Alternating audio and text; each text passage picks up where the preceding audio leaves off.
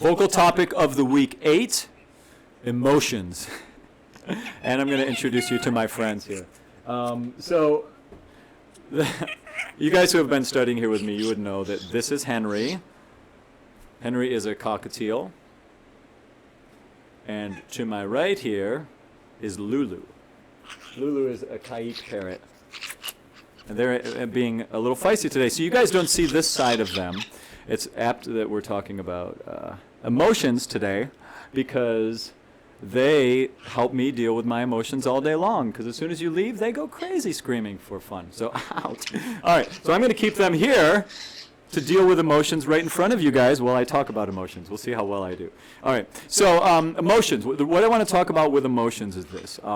Emotions are super important to become present to when you're practicing and when you're in a voice lesson, because they can have a very positive or negative effect on your singing experience, okay? Two different types of emotions we're talking about. There are the emotions that we have in the middle of a song that are part of the character and a part of the actual vocal study, which are important to understand. And then there are the emotions that we have that would be maybe negative chatter that we feel about ourselves as a singer or about how well we're doing in our singing, you know. I want to talk about those emotions. The emotions that we have as an actor, those are emotions that we're going to deal with quite a bit in our practice, okay? So what I'm going to talk about now are the emotions that can mess you up with practicing, okay? So let me paint a picture for you of a very specific example of somebody who let emotions, or a situation where emotions can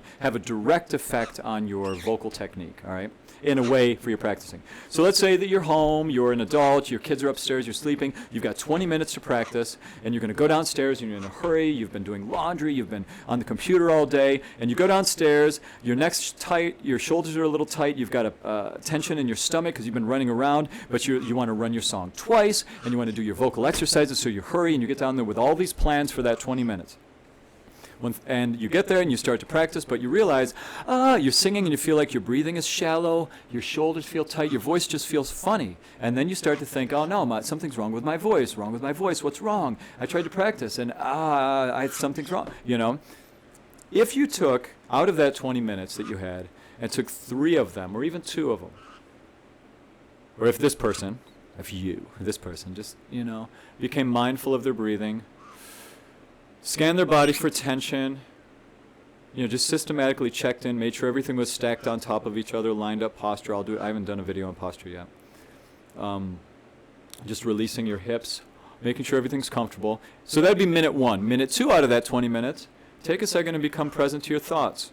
What are you frustrated with? What's going on inside right now? Make peace with that. Allow that to be there energetically for the moment. And then proceed with your...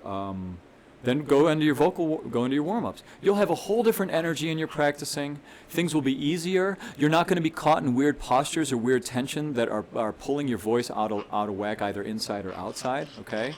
And so that's a huge thing, meditating before you do any work. I would say in general, give yourself 5 minutes before you start practicing to sit down somewhere quiet, or if you don't have any quiet, you could put on headphones with noise or use an app. If you have any great meditation apps or practices that you use, please share them in the comments below. It's really, really important, okay, before you practice. And now, so what's cool about once you, see, here we've got emotions right now. I want to play. Right. So not only do, yeah. Okay. We good? We good? All right. So now that emotional strategy, once you've actually gotten your, you've meditated and you've been able to sort of calm down before you start practicing, then you have to carry the diligence of that mindfulness and that awareness into your actual practice session, because that negative chatter is going to kick in hard, and you're going to start to you're going to start to rip yourself apart if you feel like you're not able to execute something the way that you feel you should be. Let me give you an example of that. You know, let's say that in a lesson I said, I want you to work on your ooh vowel, but I want you to get a little more space inside. Ooh, and you're like, okay, great. And so you come into your practice session and you start to practice, and ooh, your voice feels really tight. It feels super closed, and you're not able to get it open, so you get frustrated. So then you're like, ooh, oh, it's not open. Ooh, Ooh, it's not open again. Wow, she's really seems to want to be doing something else right now. Well, stop biting me. All right, so, boy, how perfect these emotions.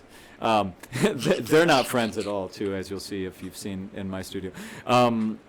Anyway, so working on this ooh vowel, you're like, ooh, it keeps getting tight, and you keep getting more frustrated, and then you keep pushing it harder, and now you've done it 4 or 5 times in a row, the way that we don't want to do it, ooh, the way that doesn't have the openness in the back. And then you're, that frustration perpetuates itself, it keeps going further, and you've just reinforced muscle memory that you don't want to because you were too frustrated to catch yourself, stop it, go back and find a new strategy, and just keep banging your head against the wall. That's what, if I hear someone in a lesson go, ooh, oh shoot, I can do it, ooh, oh shoot, I can do it, ooh, and they keep doing that, the problem is not the technical issue that needs to be solved in that case. The problem is the person's mindfulness of their emotions and how they're derailing them from being productive, okay? So our emotions are a critical part of this process of getting better at singing.